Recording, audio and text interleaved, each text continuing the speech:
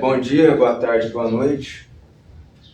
Na aula passada, começamos a falar então da Física 3, que abrange a parte da Física Elétrica. E então gravamos na minha casa mesmo, né, a primeira aula de Eletrostática, que é a Física 3, a parte elétrica é dividida em basicamente três áreas, né? Eletrostática, Eletrodinâmica e Eletromagnetismo. Então falamos um pouco sobre os primeiros estudos que foram feitos na área de Física Elétrica, o contexto histórico, e falamos também da lei de Coulomb, que determina a forma da força elétrica, que é análoga à força gravitacional na gravitação. Aquela aula eu acabei fazendo na minha casa mesmo, porque eu comecei a gravar aqui, só que chegou uma turma para fazer concurso, então deixei a sala. Então, voltamos então à programação normal. Dessa vez, então, falar de campo elétrico. Bom, campo elétrico é um conceito um pouco abstrato, mas basicamente, para a gente entender o campo elétrico, a gente pode entender como um meio, por assim dizer, uma propriedade que intermedia a interação entre as cargas. Então, por exemplo,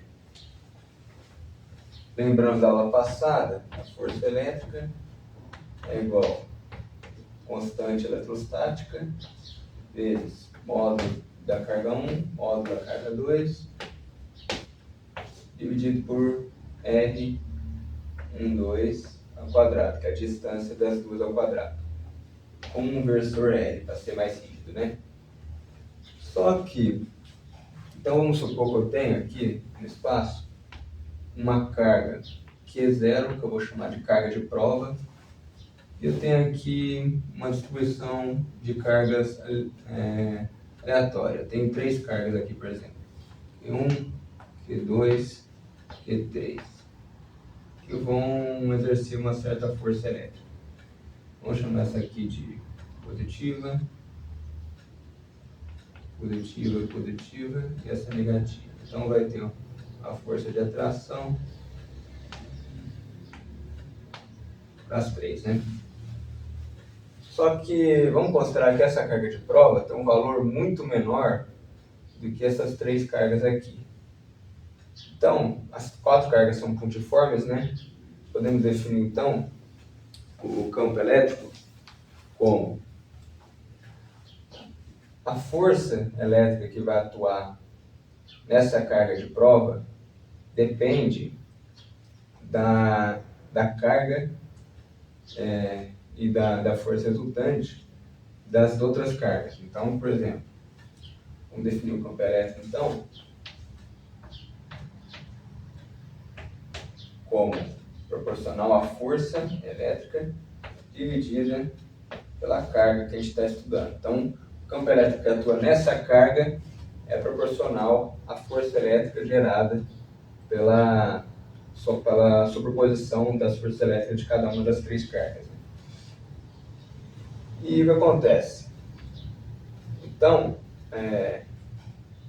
o fato dessa carga sentir a força elétrica da outra é porque existe um campo elétrico gerado por essas três, e o que essa carga faz nada mais é que como se fosse detectar o campo gerado por essas três cargas. Então lá você coloca uma carga de prova, por isso chama de prova, para detectar o campo elétrico num dado ponto do espaço gerado pela sobreposição das três forças elétricas, né? Só que nós estamos considerando que essa carga ela é muito menor que as outras, mas lembrando que, né, a carga ela não pode ser qualquer valor, a carga não pode ser menor que a carga elementar, que é 1,6 vezes 10 a menos 19 coulombs. A carga não pode ser menor que isso. No entanto, na realidade, quando a gente trata o nosso problema geralmente com forças elétricas e com cargas, com campos macroscópicos, esse aqui não vai ser um problema, porque geralmente os campos macroscópicos e as cargas que a gente vai tratar é da ordem muito maior do que a carga elementar, né? Já que isso aqui é a carga de um elétron, então você imagina milhões, bilhões, etc, né? Então não vamos ter problema com isso. Bom, uma comparação, lembrando, né? A lei de Coulomb ela é semelhante, análoga, por assim dizer, à força gravitacional, né? Lembrando, constante gravitacional, massa do corpo 1, massa do corpo 2, sobre distância dos dois quadrados. Só que a força gravitacional ela é uma força que atua à distância, né? Então, por exemplo, a Terra faz uma força gravitacional na Lua e faz uma força também contrária, mas de magnitudes diferentes, né? Então, a distância da Terra à Lua, se não me engano, é da ordem de 380 mil quilômetros. E então, uma força de longa distância, né? O Sol faz a força gravitacional nos planetas e tal. A força elétrica, ela, por assim dizer, ela tem uma certa propriedade que ela não é contínua. Então, para você sentir a força, uma carga sentir a força elétrica, por assim dizer, ela demora meio que um tempo para romper uma espécie de barreira para ela começar a sentir os efeitos, né? É como se fosse ela romper a barreira do atrito, por assim dizer, né? E então, né, diferencia, né, a força gravitacional se diferencia da força elétrica nesse sentido, que a força elétrica a gente chama ela de contígua.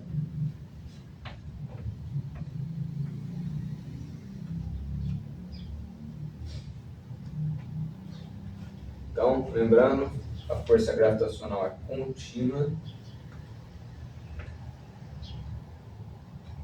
e a força elétrica é contígua. Só acabei esquecendo de falar no começo, né? Hoje é a bibliografia básica do curso, curso de Física Básica, volume 3 do Moisés, e hoje é dia 30/7, santos do dia então. São Pedro Crisólogo, doutor da igreja, nasceu em 380, morreu em 450. Santos Abdon e Senen, nasceram no século III, morreram em 250. E Santa Godoleva, da Bélgica, se não me engano, nasceu em 1052, morreu em 1070. Bom, continuando aqui então.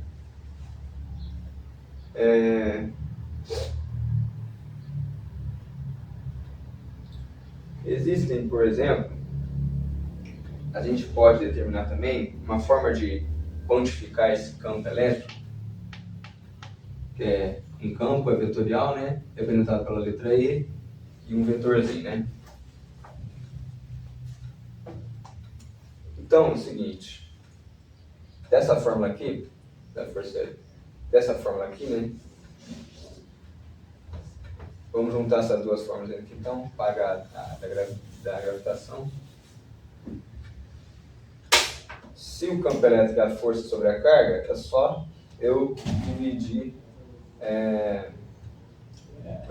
pela carga. Então, vamos mostrar aqui que ao invés de ser Q1, Q2, seja a força de interação entre duas cargas iguais, de valor de carga igual. Então, QQ, né? Vai ficar Q ao quadrado, né?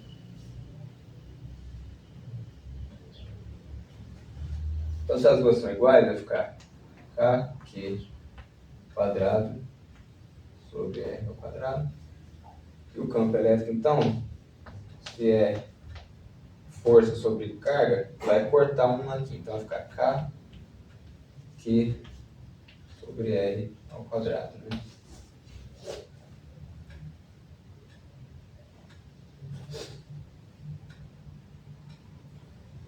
Isso aqui é bem interessante porque as três propriedades básicas de eletrostática que a gente tem, que é força elétrica, campo elétrico e potencial elétrico, elas são muito parecidas, porque a força elétrica KQ1, Q2 sobre R ao quadrado.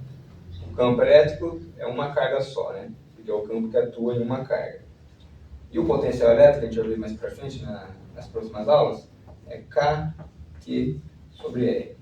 Então vai sumir o 1R ao quadrado, vai ficar só R. Então é bem fácil de entender, né? Só que, né? Lembrando, né? Esse aqui é o campo que atua em uma carga. Se a gente fizer o campo total, então, como é que a gente faria? O campo total é igual a somatória de I é igual a 1 até N dos campos constituintes, que é igual a somatória de K, Q em si, sobre R quadrado, versor R pela direção radial que atua, né?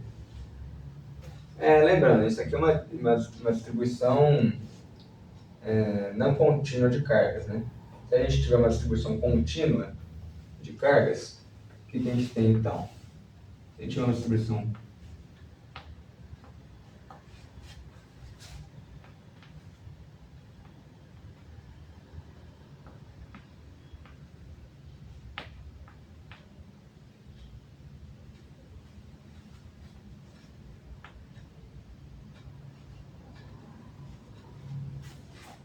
distribuição contínua, por exemplo, eu tenho um bastão, por assim dizer, carregado positivamente.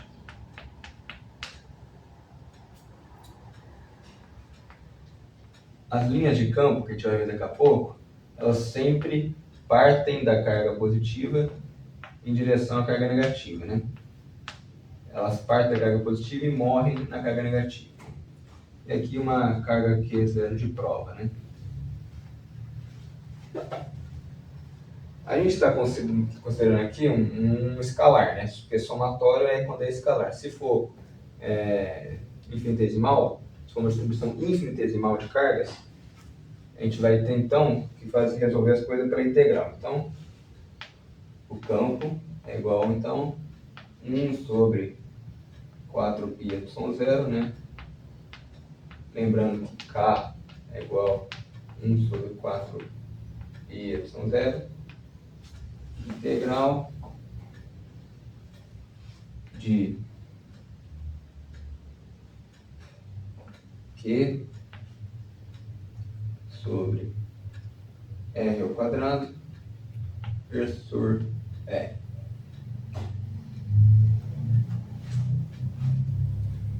Já que é uma distribuição infinitesimal de cargas, né? Aqui, antes de ir para as formas, só terminar então a parte mais teórica. Bom, as linhas, uma forma de você, entre aspas, detectar o campo elétrico é o que a gente chama de linhas de campo, né? Que são mais perceptíveis no caso de campo magnético, que a gente vai ver bem mais para frente, já que, por exemplo, você pode fazer um experimento bem básico com limalha de ferro, que você coloca um ímã e bota a limalha num papel ou um vidro embaixo, e você observa a limalha formando um padrão, se movimentando em certo padrão, de acordo com as linhas de campo magnético, né? A gente vai ver isso mais para frente, né, que as linhas de campo magnético elas não nascem, elas não morrem, por assim dizer, elas são contínuas, elas são cíclicas, né?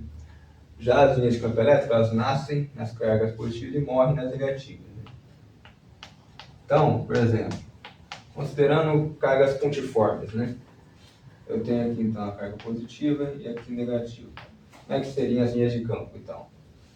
Seria assim.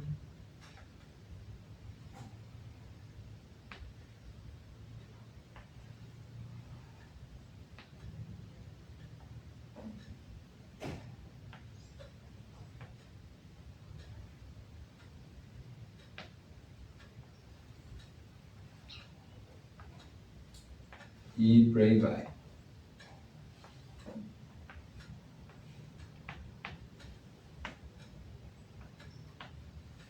Isso aqui, então, considerando duas cargas pontiformes, né? Se eu tiver, por exemplo, então, uma placa carregada,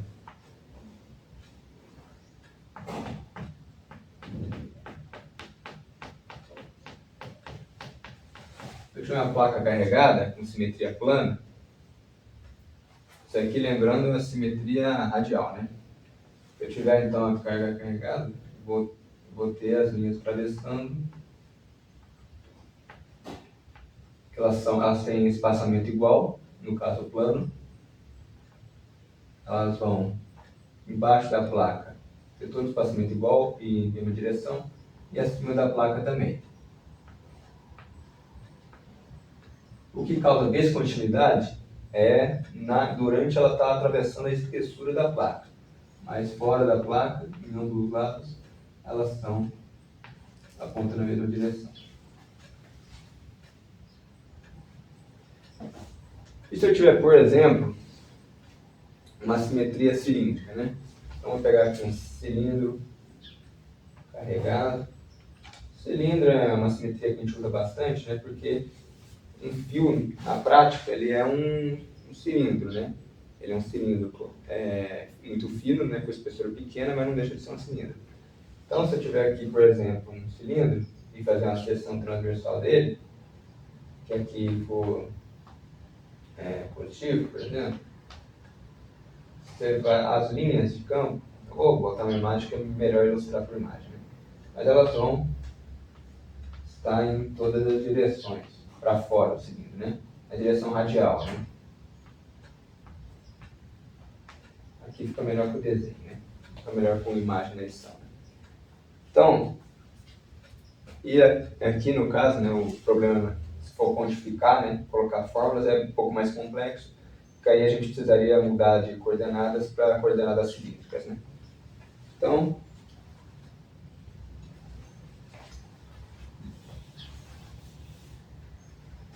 algumas propriedades, então, das linhas de campo elétrico, né? As linhas de campo elétrico, elas sempre partem da carga positiva para a negativa e morrem na negativa, né? Como está na imagem aqui, por exemplo. O caso de plano vai ser mais importante mais para frente, quando a gente for falar de capacitores, né? Porque o capacitores também e várias outras propriedades têm várias geometrias, né? Capacitor cilíndrico, esférico, de placas paralelas. O mais famoso, que é o de placas paralelas, o capacitor a gente representa por esse símbolo, né, num circuito, que a gente vai ver mais para frente. E isso aqui nada mais são que placas paralelas. Então, se eu desenhar as placas, seria como tivesse algo mais ou menos assim, que uma é positiva, outra é negativa, e teria então as linhas de campo indo da positiva para a negativa, né? Bom, as linhas de campo, então, elas têm essa propriedade de ser uma forma de você... O campo seria uma entidade que intermedia as forças à distância entre dois corpos carregados eletricamente. Se for fazer a definição mais formal, né? Foi o que eu falei, mas com outras palavras, né? Então, o campo determina, então, mais ou menos, é mais ou menos como se a gente tivesse que quantificar o campo que é determinado nessa carga, seria mais ou menos a força que essa carga sente devido a outras forças, a outras cargas, uma distribuição de cargas no meio. Normalmente o vácuo, né? Então, outra propriedade, as linhas de campo elétrico nunca se cruzam. Nunca. Elas podem até estar muito próximas umas das outras, vou colocar aqui bem próximo.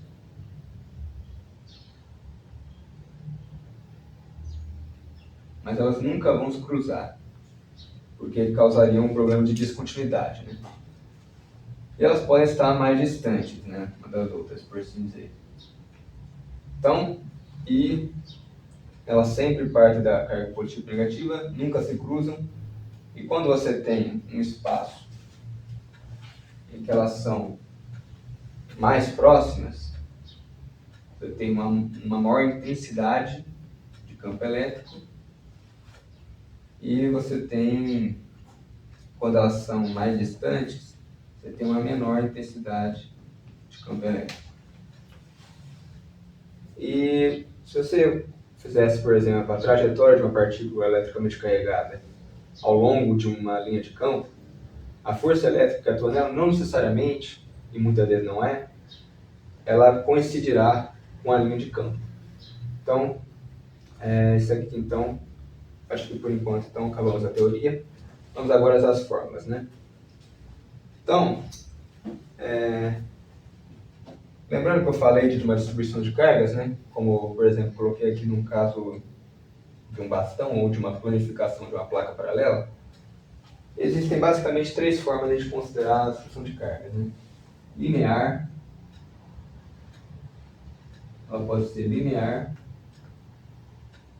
ou seja, linear unidimensional, que a gente chama de lambda, que é quantidade de carga por um dado comprimento.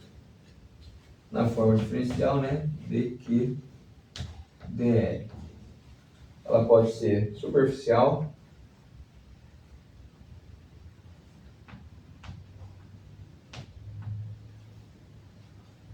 que nós temos sigma, estado de carga superficial, é a carga por uma área, ou dq dA, e ela pode ser volumétrica, né?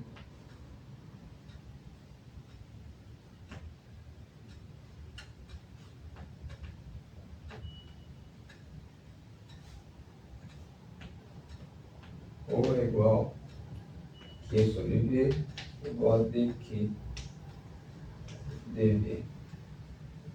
Normalmente, quando a gente vai tratar, por exemplo, de capacitor de placas paralelas, como é uma placa, ela tem uma área. Então a gente vai usar o sigma, né, em estado superficial. Se a gente trata, por exemplo, de uma casca esférica, ou de uma esfera maciça, a gente vai usar a densidade volumétrica, porque a gente está englobando o volume. Né? E por aí vai. Então, vou apagar aqui.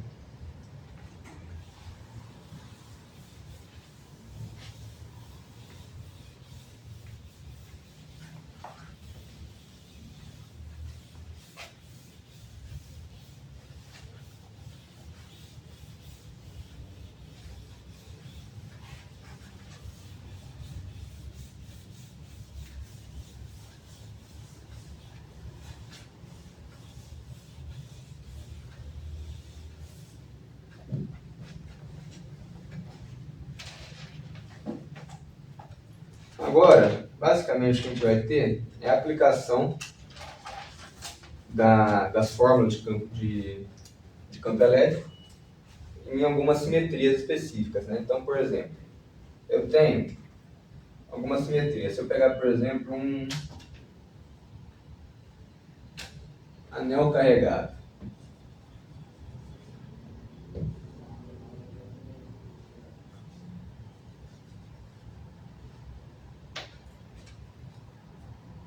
Então, um anel, eu vou colocar também uma imagem, mas vou desenhar também. Imagine então que eu tenho um certo anel carregado.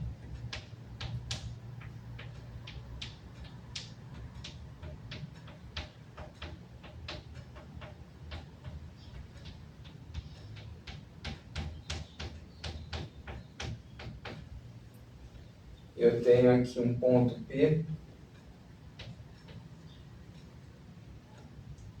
Eu tenho aqui no centro, né, do anel a distância até o ponto P, né?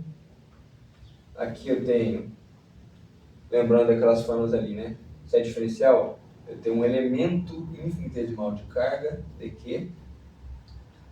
E esse elemento infinitesimal de carga, que está na extremidade do anel, ele tem uma certa distância até esse ponto P. Né? E aqui o raio, né? O raio que eu vou chamar de A, o raio do anel. Essa distância eu vou chamar de X, essa aqui de R, ângulo θ.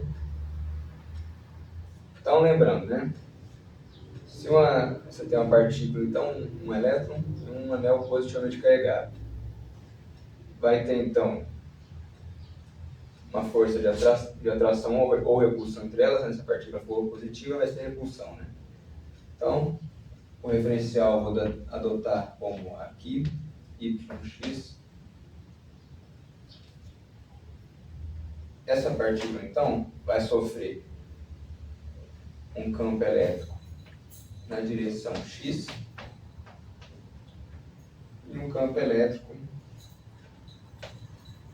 na direção perpendicular. E aqui, né, continuando essa linha, né, seria o campo elétrico efetivo, né, DE. Aqui eu só estou decompondo os componentes dele, né. É porque o campo elétrico ele não é sofrido em relação ao centro, é sofrido em relação a um elemento de carga que está, por exemplo, na extremidade aqui.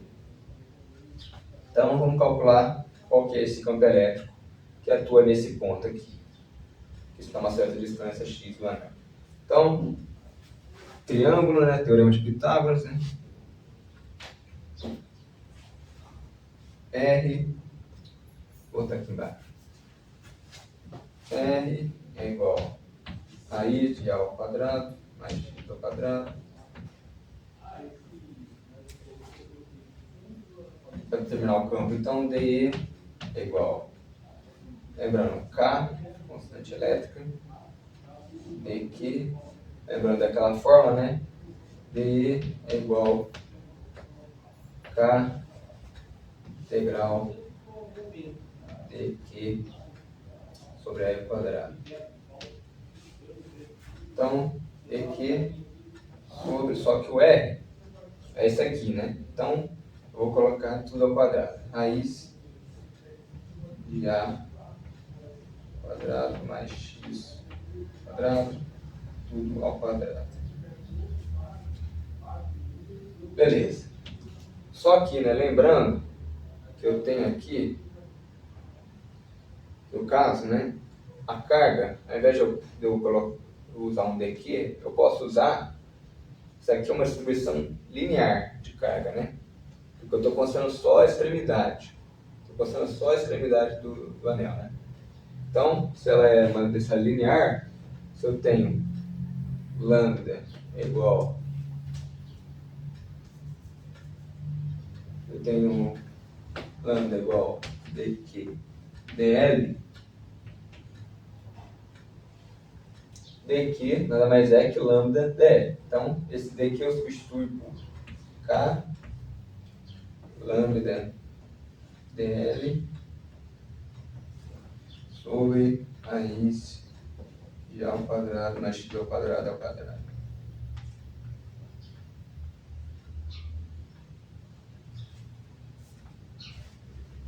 Aqui, né, decomposição de vetor, né? Lembrando, a gente quer saber em x por enquanto. Então, dEx é igual dE cosseno de θ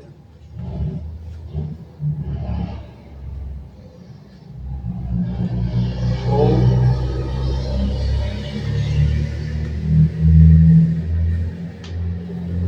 dE.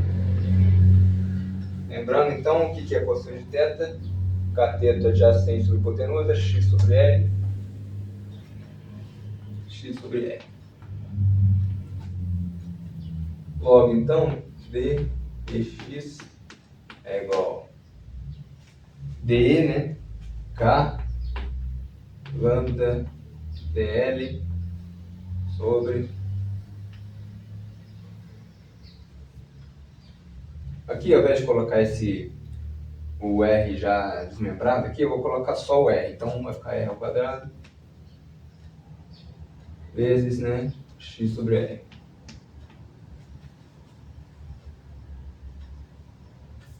Então vai ficar então, né, k lambda dl x sobre r ao cubo. E o que a gente vai fazer então, né? A gente tem diferencial, né? Dos dois lados, a gente vai integrar, né? Integra. Então, como é que vai ser aqui então? Só então fazendo aqui integral dx. Agora vamos voltar esse r ao cubo para a forma que a gente já tinha determinado, né? É igual integral k lambda dl x sobre x ao quadrado mais a ao quadrado. Lembrando, né, que raiz de alguma coisa raiz de A é igual a elevado a meio, né? Então, raiz disso aqui é isso aqui elevado a meio, só que como tem ao cubo, vai ficar então 3 sobre 2, né?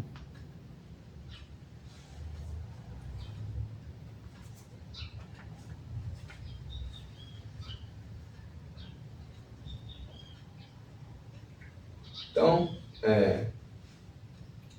lembrando, né? Então, vamos integrar isso aqui. Integral de dx é o próprio dx. Integral isso aqui em relação a L, então vai surgir, então, K constante, lambda constante, vai surgir um L, x sobre x quadrado mais a ao quadrado elevado a 3 sobre 2. Na direção x, então, um versor x aqui, né? Agora o que a gente pode fazer, né, é pegar esse lambda L e voltar para a carga, né? Então, com isso, então, nós temos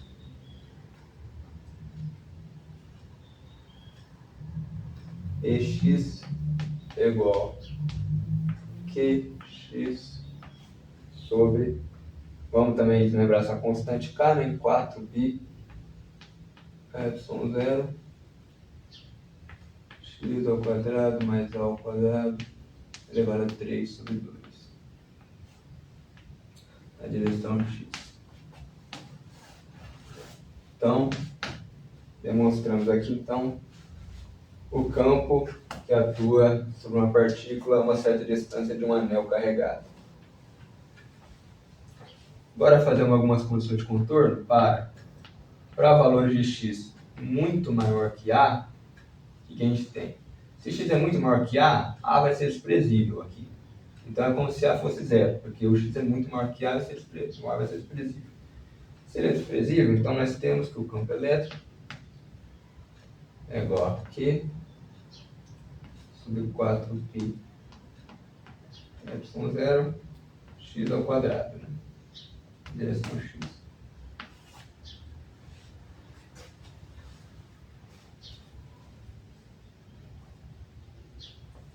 Aqui só fazer uma generalização da fórmula do campo elétrico, para ficar mais completo, né?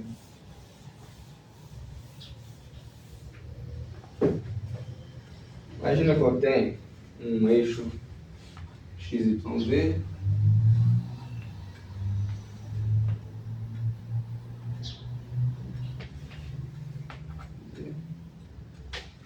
a gente está tratando por enquanto, né, de cargas pontiformes, né?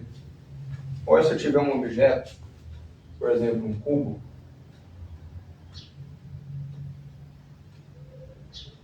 tem uma certa carga, né? Isso aqui tem uma certa carga dq, que depende da distância r. Vai ter uma distribuição de cargas meio esquisita, né? Que não é uma figura geométrica que a gente pode conhecer a geometria facilmente, né? Então, a distância dele até a origem, a gente vai chamar de R vetor linha. A distância até um ponto P,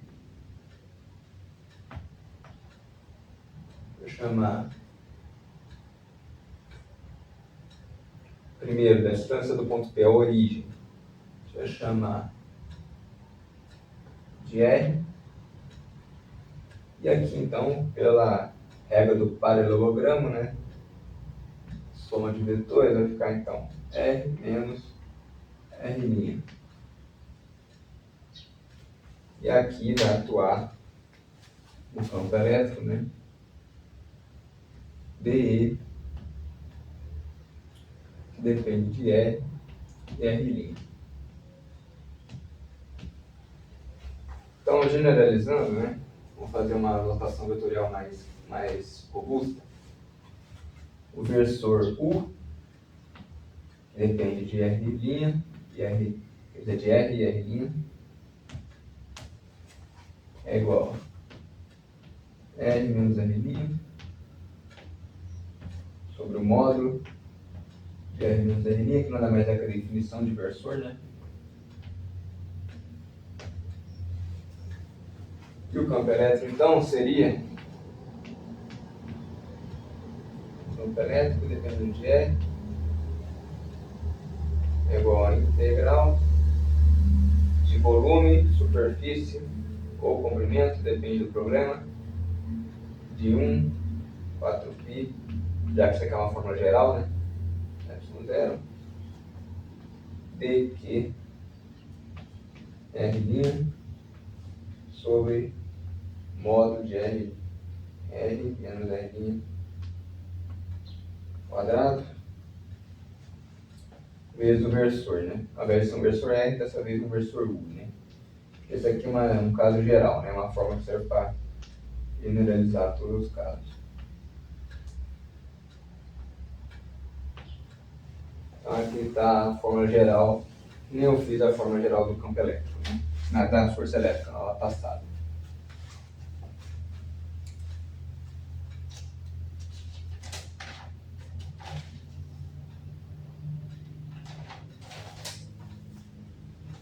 Então agora uma outra simetria.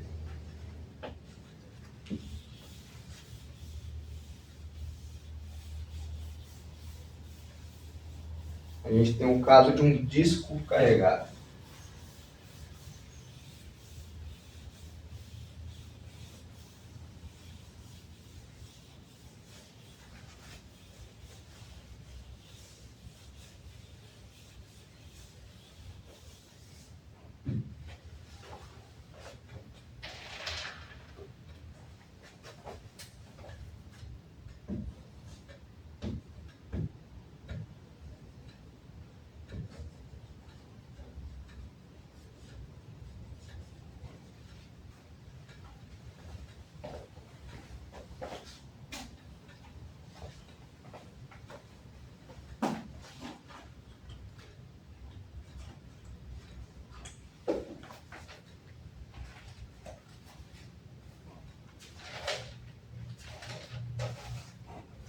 O disco carregado, ele não vai ter mais distribuição linear de carga, mas sim uma distribuição superficial, dependendo de sigma, né? Então, vamos considerar então um disco, vou colocar maior aqui.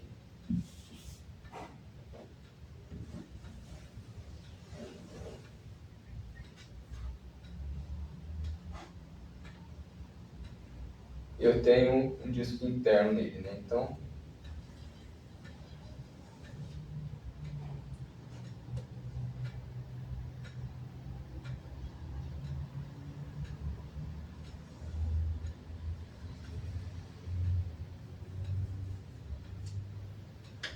esse disco interno está carregado.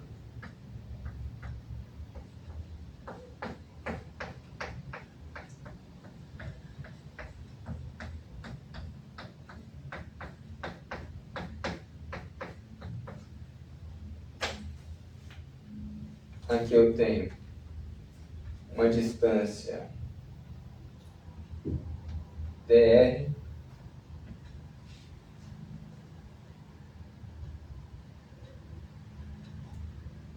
Aqui eu tenho o centro dele,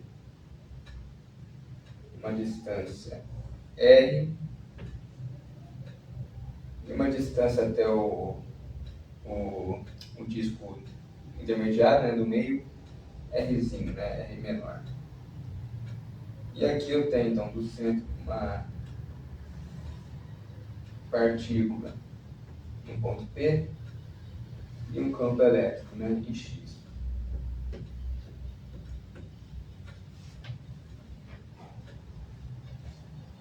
Esse anel interno, né, um disco nada mais é que formado de vários anéis, né, como se fosse um recorte de uma cebola, né. Então, aqui você tem esse anel interno, tem carga superficial, então dq é igual a sigma dA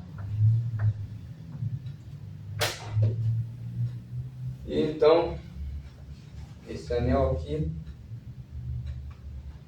o campo elétrico vai ser então dx igual a q dq x sobre, se ele é composto por vários anéis, então a gente usa a mesma fórmula do anel, né? Que a gente já demonstrou, que é x ao quadrado mais r ao quadrado elevado a 3 sobre 2.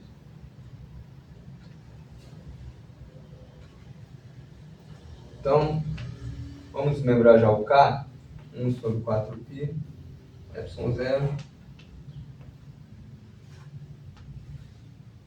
Lembrando, né, que sigma é igual a dQdA,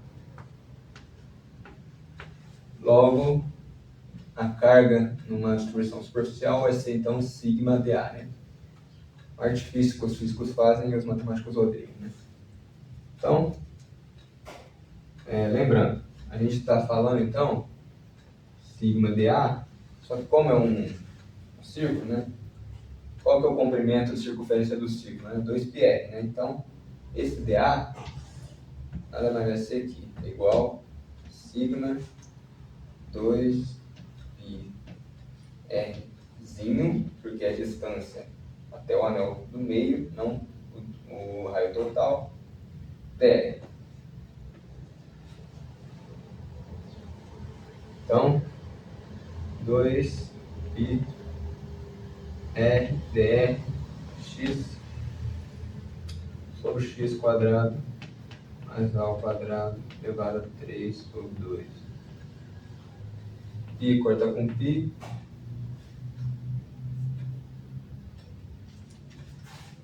Agora, né, a gente tem um diferencial aqui, um diferencial em R aqui, o que a gente tem que fazer é integrar, né? A gente integra dos dois lados. E o que a gente vai ter então? Integrando dx vai estar em dx é igual a sigma x sobre 4 epsilon zero, porque o π foi cortado, né? Integral de 0, agora sim, até rzão, né? Que a gente vai integrar de 0 até rzão, porque a gente quer cobrir todo o intervalo até completar o disco inteiro. Se a gente integrasse de 0 a rzinho, a gente cobriria só uma parte do disco até aqui. É como se a gente pegasse cada camada de anéis até chegar no disco inteiro, que ele tem raio Rzão, né? Então, 2R dr x ao quadrado mais r ao quadrado elevado a 3 sobre 2. Aqui, né, uma integração um pouco complicadinha. Vamos fazer então substituição simples, né? Um dos métodos de integração. Vamos chamar de U. O que está elevado a 3 sobre 2, então x quadrado mais r ao quadrado. Du, então derivando U em relação a R. Se a gente derivar U em relação a R, derivada de x em relação a R é zero, porque não tem nenhum R. E derivada de R ao quadrado em relação a R, 2R. Então, 2R dr. Vamos substituir então isso aqui, né? Já que a substituição é simples. Isso aqui vai ficar então nada mais que sigma x sobre 4π sobre 4 epsilon zero, perdão.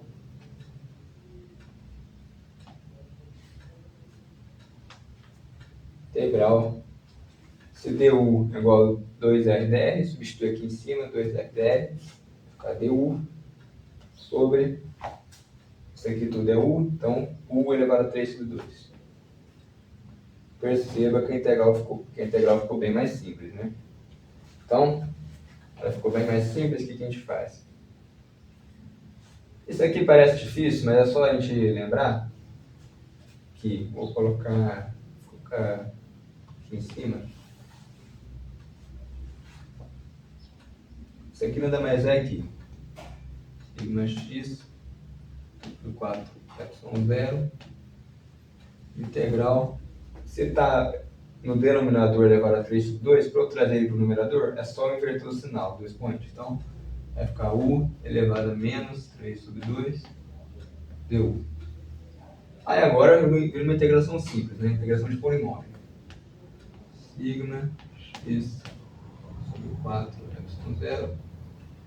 Integração de polinômio, o que é? U elevado a 3 sobre 2, qual é a integral? É u elevado a 3 sobre 2. 3 elevado a menos 3 sobre 2 mais 1 no expoente sobre menos 3 sobre 2 mais 1. Então, vai ficar menos 3 sobre 2. Menos 3 sobre 2 é menos 1,5. Menos 1,5 mais 1 vai ficar menos meio. Então, menos meio sobre menos meio embaixo.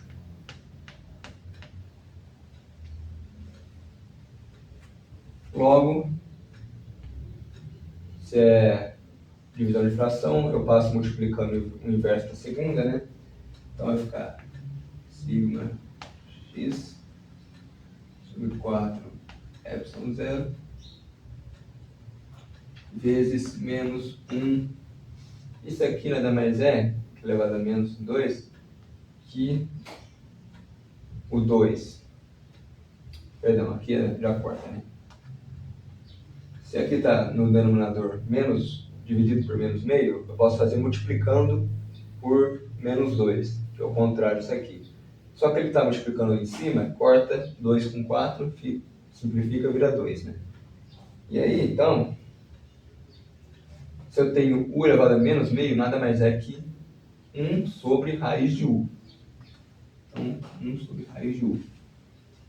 Agora, o que a gente tem que fazer? Se a gente tem u, a gente tem que voltar à variável original. Então, a gente tem que voltar de forma que vai ser igual o campo EX, né? Menos sigma x sobre 2 y0, voltando então à variável original, 1 sobre raiz de x quadrado mais r quadrado, aplicado agora nos limites de integração de 0 a r, né? Então, isso aqui vai dar o quê? Vou fazer direto já. É só vocês aplicarem onde tem... Não tá certo. Onde tem x, é só aplicar então o limite R0. Então, lembrando, então, vai ficar a fórmula final vai ficar E x vetorial é igual a menos sigma sobre 2 y0, agora abre um colchete, vezes x sobre módulo de x menos x sobre raiz de x quadrado mais r ao quadrado. Então, demonstramos assim o campo. Isso aqui é em EX, né? Se a gente quiser determinar o campo total, nada mais é que E é igual a EX na direção x.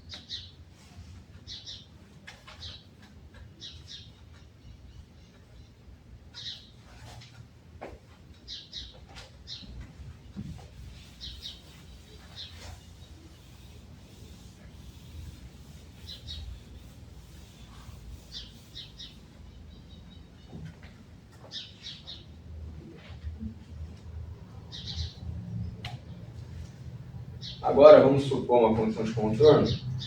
Vamos supor que R, nessa fórmula aqui, é muito maior que x. o que acontece? Se é muito maior, o x vai ser desprezível. Se vai ser desprezível, esse termo aqui vai ser desprezível e vai ficar então só 1 sobre raiz de f. Né? Perdão. Se o f for muito maior que x, esse termo vai sumir, vai ficar só esse termo. Né? Então, nesse caso, vai ficar então o campo é igual a sigma sobre 2 y0 x sobre módulo de x.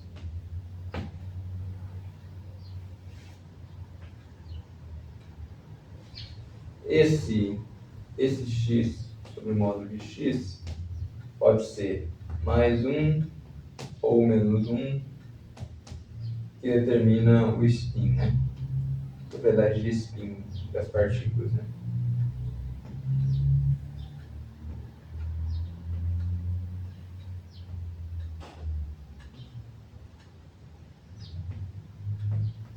Aqui o referencial x, né? Pode ser então mais ou menos 1, né?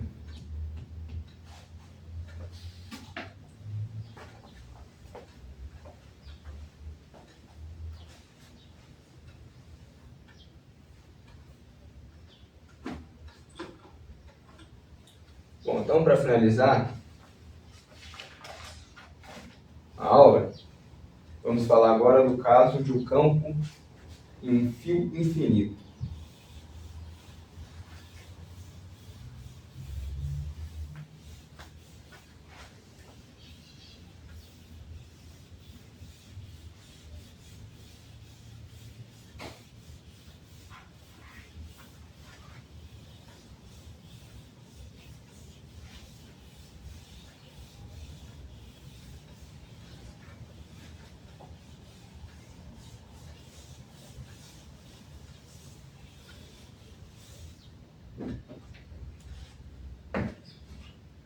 Fio infinito.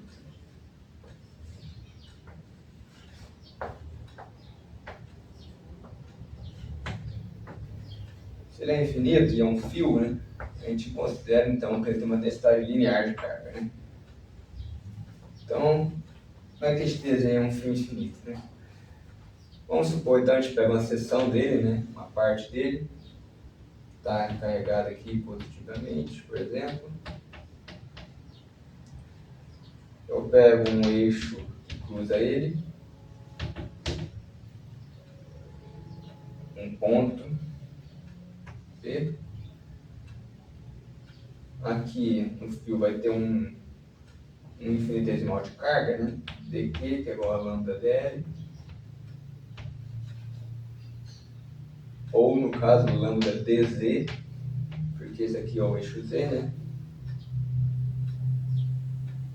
Fio infinito, né? Aqui é o eixo z. Menos infinito, mais infinito. Né?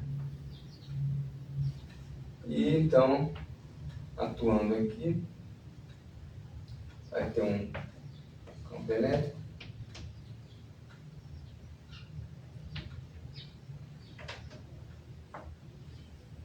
Atuando aqui também vai ter um campo elétrico. Essa distância de dq até o ponto P eu vou chamar de L. Aqui, essa distância é Z.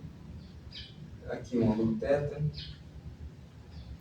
E aqui um dx. Lembrando que aqui é o eixo x. Né?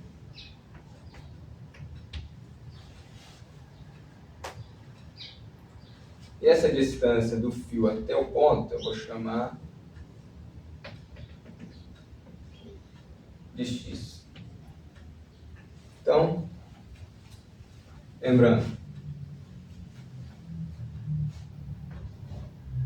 dE é igual a dq sobre r quadrado, de forma geral. As componentes aqui, dE, cancelam, né?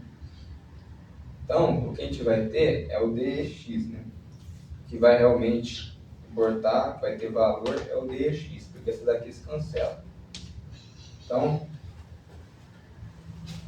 dx x é igual a dE cosseno de θ, né? Que é igual, então, a 1 sobre 4π ε0 lambda dz, que é o daqui, né? Cosseno de θ sobre z ao quadrado mais x quadrado, né? Nada mais é que o r, né? Então,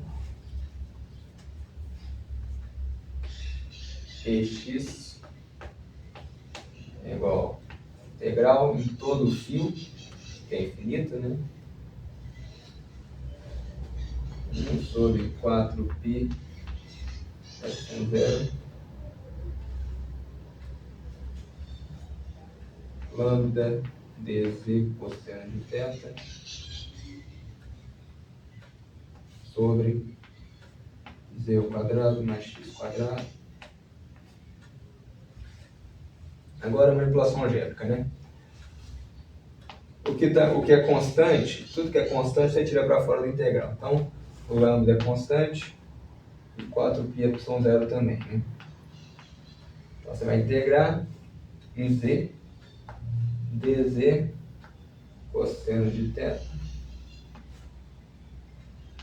z ao quadrado mais x quadrado.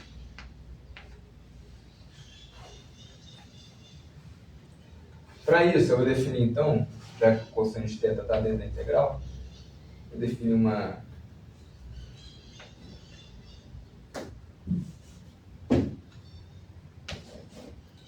tangente de θ. Lembrando, tangente, cateto oposto sobre cateto adjacente. Cateto oposto, z. Cateto adjacente, x, né? Z sobre x. E o r é hipotenusa, né? Então, z sobre x. De forma que, então, z é igual a x tangente de θ. Só passei multiplicando. E z ao quadrado mais x quadrado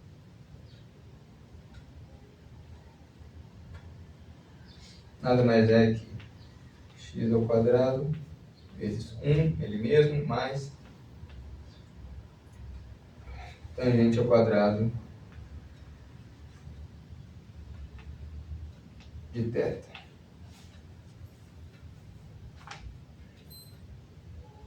Mais tangente ao quadrado é uma fórmula trigonométrica que a gente chama de secante, né? Então, lembrando que secante é o inverso do cosseno, se não me engano.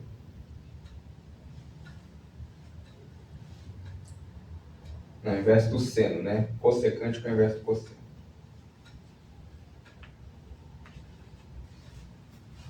Então, aqui derivada de tangente é secante, né? Derivada de tangente é secante ao quadrado. Então, dz, que eu pulei um passo sem querer. Falei errado, ignora aqui. Derivada em z é x, que é constante nesse caso, derivada de tangente, que é secante ao quadrado. Pulei um passo sem querer. Dθ. Lembrando, né? Derivada de tangente é secante, mas tem uma derivada implícita que eu tenho que derivar, então tem que criar um infinitesimal do ângulo θ. Né? Então, jogando aqui essa fórmula, temos aqui. Agora o que a gente vai fazer é jogar isso aqui tudo na integral, né?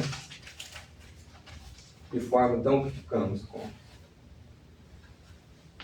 Ex é igual a lambda sobre 4π ε0 integral x dz, né? X secante ao quadrado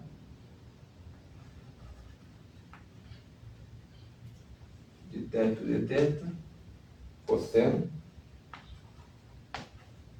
sobre z mais x ao quadrado, que é aqui embaixo, né? x ao quadrado secante ao quadrado de θ. Essa fórmula é muito semelhante a uma fórmula que a gente viu lá na física 1, do oscilador harmônico, que tinha que fazer uma integração mais complexa de substituição trigonométrica, que aí surgia um x quadrado, mas no final cancelava tudo, né? Então, era essa forma bem semelhante, né? Então, confira lá o curso de Física 1. Então, secante ao quadrado, em cima e embaixo, corta. X, corta em cima, corta o quadrado embaixo. De forma, então, que ficamos com Ex é igual lambda sobre x 4π epsilon0 integral de simplesmente cosseno de θ dθ. Integral de cosseno, qual fórmula que a gente deriva que a gente acha cosseno? Seno. Então, integral de cosseno é seno. Então, isso aqui, Ex é igual a lambda x 4π epsilon0 seno de θ, só que aplicado nos limites de integração, né? Que é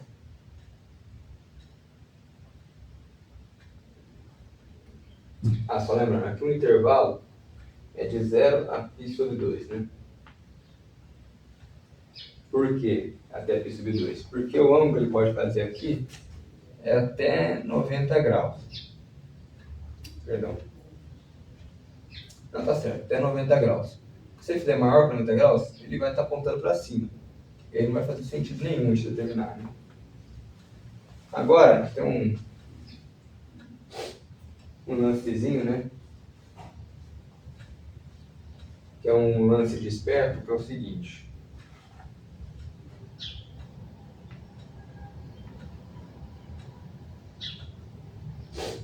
Na real é o seguinte. Esse 2, que eu vou colocar multiplicando aqui, 2 multiplicando tudo isso aqui, nada mais é que um velho truque de integração, quando a gente tem, por exemplo, uma integral de menos infinito a infinito de alguma coisa. Isso aqui nada mais é que duas vezes a integral. Se a gente tiver uma função que ela é par, simétrica, nos dois eixos, simétrica na parte negativa de x e positiva, a gente pode fazer como integral do próprio aqui, só que de 0 a infinito. Por quê? Se ela é de menos infinito a infinito, você concorda que a parte de menos infinito a 0 é igual à parte de 0 a mais infinito? Então, a gente pode simplesmente fazer isso aqui multiplicado por 2. É um truque matemático simples que a gente sempre utiliza, né? Então, quando a gente trata com integrais impróprias no intervalo de infinito a infinito. Então, 2 vezes isso aqui, vai cortar o 2 com 4, vai ficar aqui então 2. Seno de θ aplicado no limite de π sobre 2 a 0, quer dizer, 0 a π sobre 2, né? Então, né, vai ficar x igual a lambda sobre 2π epsilon 0x. Seno de π sobre 2 é 1, que é seno de 90, né? Seno de π sobre 2 é 1 e seno de 0 é 0. Então, seno de 0, 0. Se isso aqui fica 1, é simplesmente esse aqui. Então, temos então a forma final. X é igual a lambda sobre 2π epsilon 0x na direção x.